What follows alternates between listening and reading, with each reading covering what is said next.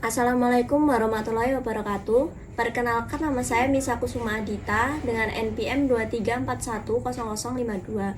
Saya dari program studi Ilmu Komunikasi semester 2 dan juga saya dari kelas Ilkom 02. Di sini saya akan menyampaikan materi sekaligus memenuhi tugas mata kuliah Komunikasi Interpersonal. Pertama-tama kita akan membahas apa itu komunikasi verbal. Komunikasi verbal adalah bentuk komunikasi yang menggunakan kata-kata, baik dengan kata lisan maupun tertulis.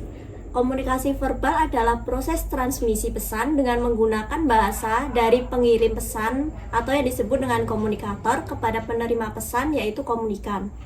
Kata-kata yang kita ucapkan merupakan isyarat verbal yang digunakan untuk tujuan komunikasi. Komunikasi verbal sering dianggap sebagai bagian utama dari sebuah komunikasi.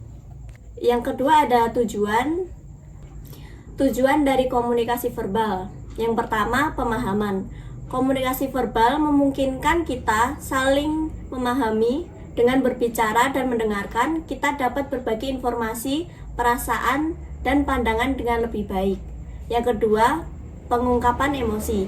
Melalui kata-kata, kita dapat mengungkapkan perasaan kita kepada orang lain. Ini mencangkup kebahagiaan, kesedihan, kecemasan, dan lain sebagainya.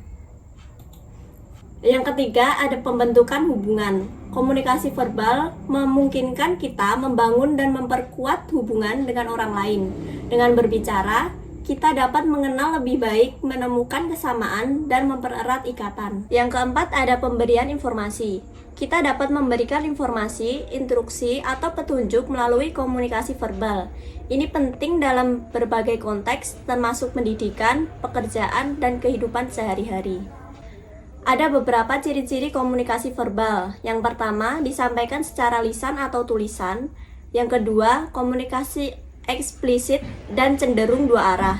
Yang ketiga, kualitas komunikasi sering ditentukan oleh komunikasi nonverbal atau tanpa tone. Jenis-jenis komunikasi verbal. Yang pertama, berbicara dan menulis. Ini melibatkan penggunaan kata-kata secara lisan atau dalam bentuk tulisan. Yang kedua, ada mendengarkan dan membaca. Proses menerima pesan lisan atau membaca pesan tertulis. Yang berikutnya ada manfaat komunikasi verbal. Yang pertama, sebagai sarana berbagi informasi. Yang kedua, media untuk mengembangkan bahasa. Yang ketiga, untuk mengungkapkan perasaan. Yang keempat, media untuk berbagi pengetahuan.